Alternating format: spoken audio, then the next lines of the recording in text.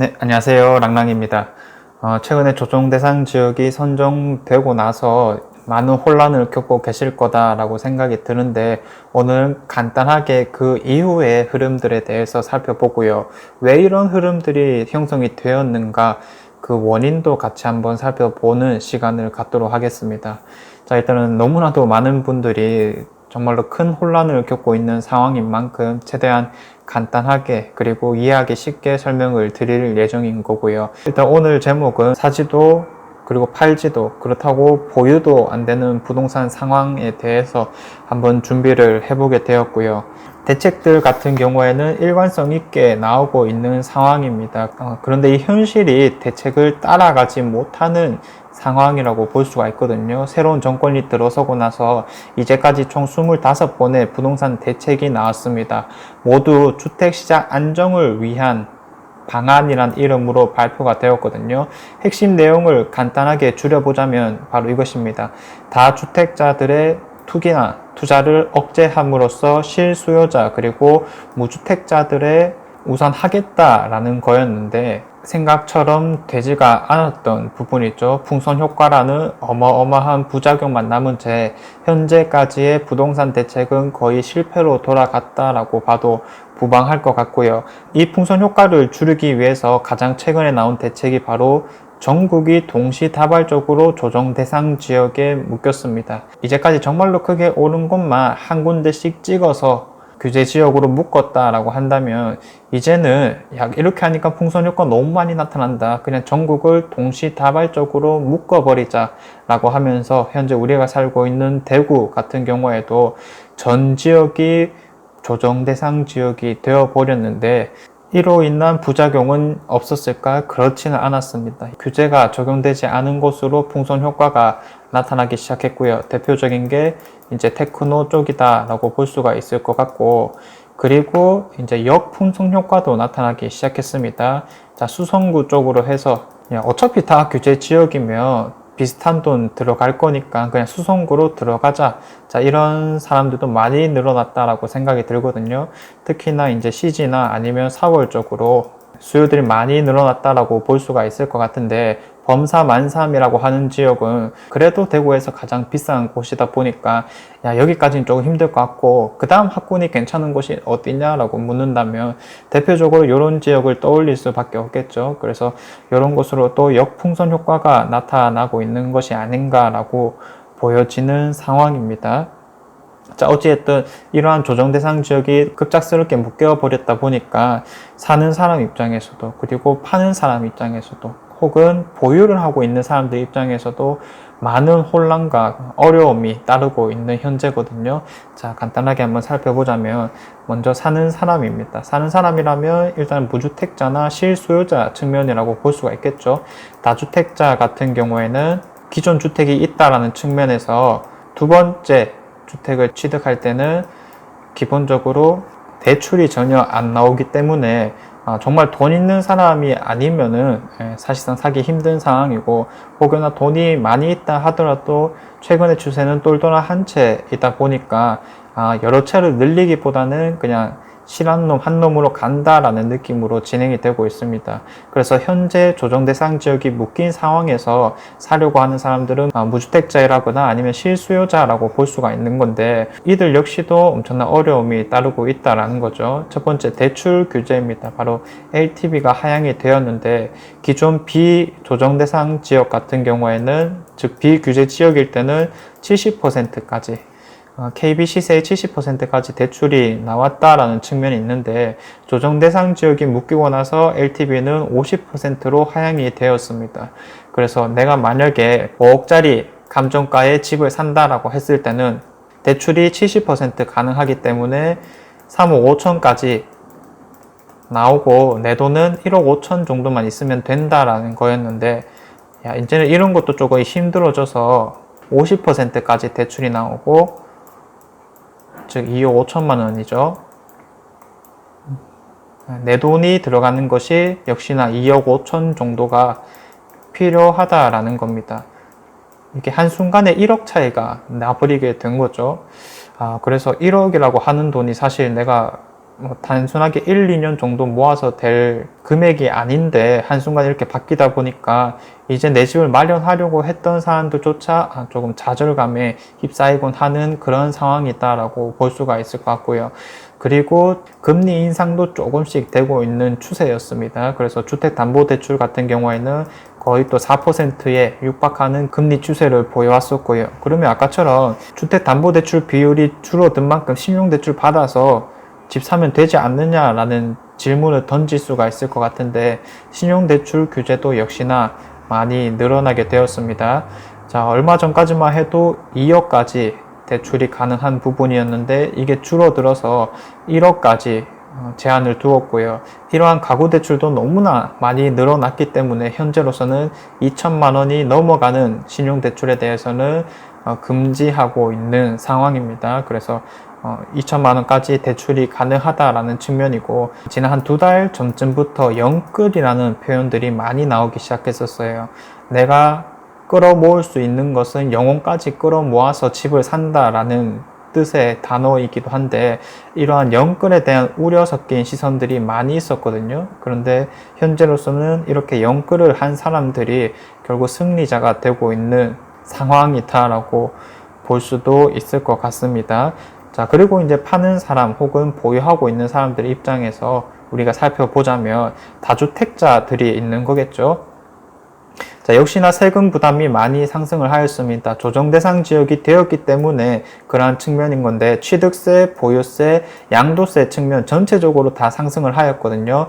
간단하게만 말씀드리면 비조정 대상 지역일 때 취득세 같은 경우에는 3주택부터 8%였지만 조정 대상 지역이 되고 나서는 2주택부터 8%가 되었습니다. 1억짜리만 산다 하더라도 800만 원 이상을 내야 되는 상황이다라고 볼 수가 있고요. 보유세 같은 경우에는 재산 세율은 크게 늘어나지 않았지만 종합부동산세, 즉 종부세 같은 경우에는 조정 대상 지역 2주택자일 때 거의 현행 세율의 2배 가까이 늘어나게 되었습니다. 그래서 내가 이 2주택을 두고 가는 것이 맞느냐 아니냐라는 세금 문의가 엄청나게 많았었고요. 양도세 같은 경우에도 중과세라는 것이 발생하게 되죠. 2주택자는 플러스 10%, 그리고 3주택자는 플러스 20%. 자, 이런 것들은 내년 6월 1일 이후로 10%씩 더 늘어나게 됩니다.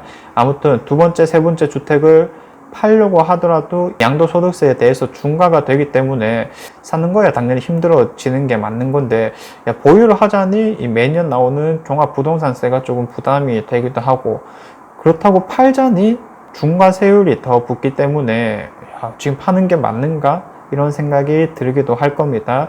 자, 거기에다가 공시가격 현실화율을 더더욱 높인다라고 했습니다. 2030년까지 현실화율을 90%까지 단계적으로 상승을 시키겠다라고 하는 건데 보유세와 관련된 부분입니다. 현재 매매 거래되고 있는 가격에 비해서 세금을 매기는 공시가격이 너무나도 떨어지다 보니까 이러한 것들 단계적으로 올린다라는 겁니다. 역시나 가지고 있음으로써 매년 부과되는 세금이 늘어난다라는 측면 때문에 야, 팔아야 되는데 팔기도 조금 뭐하고 그런 답답한 상황이다라고 말을 하는 겁니다. 자, 그러면 현 정부는 도대체 왜 이러는 건가? 라는 측면에서 우리가 이 정치적인 부분을 조금 생각을 안 할 수가 없을 것 같은데, 자, 이 정치라는 것은 기본적으로 경제 체제를 무엇으로 할 것인가에 대한 물음과 관련이 있습니다. 만약에 시장의 자유를 주장한다 라고 한다면은 알고 있는 게 보이지 않는 손이라고 해서 자연스럽게 굴러갈 것이다 라고 하는 관점이 있잖아요. 자, 그러한 스탠스를 취한다라고 하면 정치적인 보수에 가깝다라고 볼 수가 있을 것 같고요. 시장의 자유를 너무 방치하다 보니까 생기는 가장 큰 문제점은 바로 양극화라는 겁니다. 즉, 잘 사는 사람은 잘 살고 못 사는 사람은 너무 못 살게 되어버리고, 이런 것들이 양극화가 심해지다 보니까 야, 정부가 조금 개입해야 될 것 같은데 라는 입장이 바로 정치적 진보라고 볼 수가 있습니다. 대표적인 게 뭐 무상급식이라거나 여러 가지 지원들이 될 수가 있는 거겠죠. 결국은 우리나라 같은 경우는 자본주의 체제인 건데, 이 자본주의 하에서 보수, 정치적 보수라고 하는 사람들은 조금 더 자율성을 중시하게 되는 거고요. 정치적 진보라고 하는 사람들은 여기에서 개입을 조금 더 하자라는 건데 어느 하나 잘못된 건 없겠죠. 이 둘의 가장 큰 차이점은 바로 세금 부분이다라고 할 수가 있을 겁니다.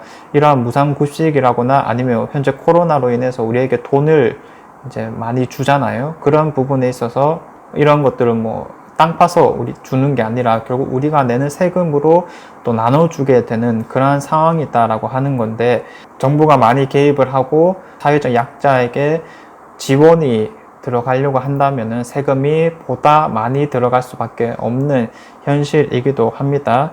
자, 그래서 이러한 것들을 지금 현재 부동산 상황과 맞춰보면 이런 양극화를 줄이기 위해서 계속해서 정부의 개입이 들어가고 있는 상황인데, 사실상의 현재까지의 대책들은 양극화를 줄였다라고 보기에는 좀 힘든 상황이고요.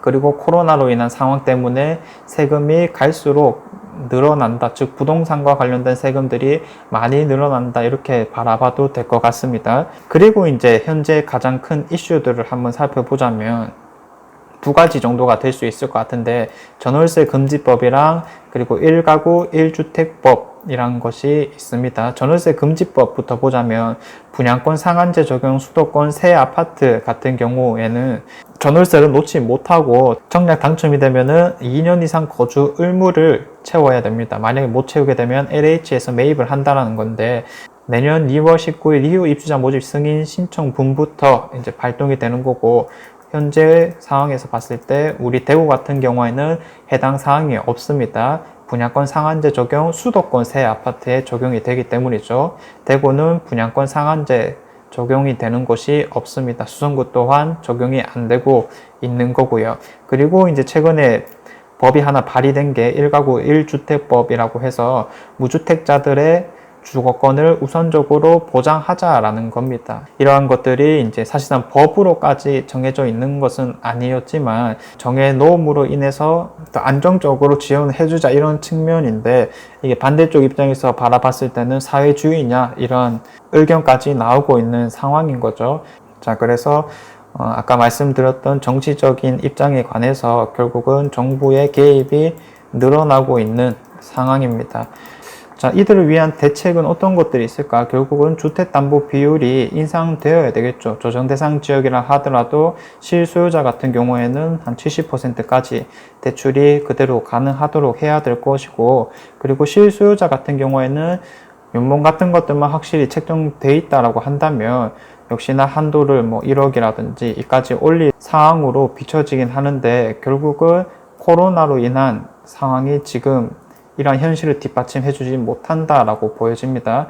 실무 경제가 너무나도 안 좋아지고 저금리 상황이 유지되다 보니까 이러한 유동성들이 계속해서 부동산으로 들어가고 있는 상황이다. 그런데 신용대출 한도라든지 이런 것들을 풀어버리게 되면은 역시나 다시 한 번 더 부동산 가격을 자극시킬 우려가 너무나도 크다라는 거죠. 아니, 그러면 처음부터 이런 조정대상 지역 선정이라든지 그리고 무주택자나 실수요자 신용대출만 잘 컨트롤했으면 되는 거 아니냐라는 아쉬움이 조금 남긴 하지만, 사실 뭐 일이나거나 아니면 정부 대책이라는 게 생각만큼 잘 돌아가기가 힘들고, 이러한 전범위적인 대책들이 한 번에 진행되기가 어려웠다라는 측면이 있을 수밖에 없겠죠. 자, 아무튼 이제 전방을 한번 살펴보자면 결국 이제 부동산 규제는 갈수록 심해질 수밖에 없을 겁니다. 이게 제가 2년 전부터 그냥 꾸준하게 말씀을 드리는 거거든요. 그래서 이게 뭐 심해지는 것이 잘못됐다 잘됐다를 떠나서 내가 현재 무주택자라고 한다면은 현 상황이 최선이지 않을까라는 가능성을 항상 열어두어야 된다는 겁니다. 자, 그래서 이런 것들을 이제 조금 염두를 해 두시는 게 좋을 것 같고요. 그 다음에 결국은 지금 현재 나오고 있는 부동산 대책들이 무주택자나 실수요자를 위한 것이니까 이러한 실수요자를 위한 대출 제한은 조금 완화될 가능성이 높은 것 같습니다. 예를 들어서 50% 정도의 조정대상 지역 대출 비율을, LTV 비율을 이제 한 60%나 70%까지 상한시킨다거나 이런 것들은 추가적으로 나올 가능성이 조금 있을 것 같고요. 그 다음에 청약은 갈수록 로또가 될 수밖에 없습니다. 이미 가격이 너무 올라간 상황에서 조정 대상 지역이 선정됨으로 인한 가격 변동 살짝의 하락은 있을지 몰라도 이미 호가가 너무나도 높았기 때문에, 그리고 그 바로 옆에 있는 구축 아파트 단지들의 가격 역시 이미 상당 부분 올라왔다라는 측면에서 급락이라고 하는 것은 예상하기가 조금 힘든 상황입니다. 자, 그러면은 신규 분양 단지된 곳을 프리미엄 1억 주고 들어가서 살래, 혹은 청약을 받아서 살래라고 묻는다면 누구나 청약을 받기를 원하겠죠. 로또 청약이 늘어날 수밖에 없습니다. 자, 그리고 대출이 많이 묶였다라는 측면에서 야, 입지 좋은 곳은 중저가라도 좀 사자, 이런 수요들이 많이 나타날 거고요. 그리고 신축 단지 같은 경우에는 대부분을 32평대 위주를 노리고 청약을 한다든지 매입을 한다든지 하는 수요들이 많았었는데, 이제는 작은 평수에 대한 수요도 많이 증가할 것으로 보입니다. 그리고 서울 같은 곳은 현재 빌라나 오피스텔 수요도 대단히 많이 증가하고 있거든요. 또 특히 이제 변창흠 내정자가 최근에 이제 언급을 했던 것이 역세권 주변의 용적률이 조금 높아서 재건축이라거나 재개발이 가능하도록 하겠다. 그로 인해서 공급을 늘리겠다라고 했는데, 그러면 결국은 역세권 주변의 빌라 같은 경우에는 상당 부분 수요가 늘어날 가능성이 높을 것이고, 이러한 것들이 서울 수도권뿐만 아니라 지방에도 조금 퍼지지 않을까라고 내심 기대가 되는 부분입니다. 자, 그래서 역세권 주변의 빌라 같은 경우에도 어느 정도 수요가 늘어날 것으로 보이고요. 그리고 마지막으로 부동산 전문 유튜버로서 이런 말을 해도 되는지는 모르겠지만 주식 공부를 조금 시작할 것을 여러분들에게 추천을 드립니다. 우리가 부동산을 공부하는 이유도 결국은 내 집 마련을 넘어서서 우리가 가지고 있는 돈의 가치를 늘리기 위함이잖아요. 앞으로 방향성에 있어서 다른 투자 방식과는 많은 차이가 나버렸다라고 생각이 듭니다. 특히 세금적인 부분에서만인 거죠. 그래서 지금부터라도 주식 공부를 조금 시작해보면 쉽지 않을까라는 생각이 들고, 우량주 기준으로 장기 투자를 한다라고 생각하면은 실패하는 투자라고 생각 들지는 않거든요. 어차피 부동산이라는 것도 우리가 최소 4년에서부터 10년 정도는 들고 가야 되는 것이기 때문에 주식도 이러한 관점에서 접근을 한다면은 그렇게 어렵지만은 않다라고 생각이 듭니다. 그래서 오늘 같은 경우에는 사는 것도 파는 것도 그렇다고 보유하지도 못하는 현재 안타까운 그런 상황을 조금 말씀을 드렸었는데, 각자의 상황이란 게 있으니까 제가 그 부분들을 다 알지 못한다 하더라도 어려움을 겪으시는 분들은 많을 거다라는 생각이 듭니다. 잘 풀어내시길 바라겠고요. 또 한번 같이 앞으로 나아갈 수 있는 길을 찾아보면 좋을 것 같습니다. 네, 이상 제가 준비한 내용은 여기까지이고요. 더 좋은 내용으로 찾아오도록 하겠습니다. 감사합니다.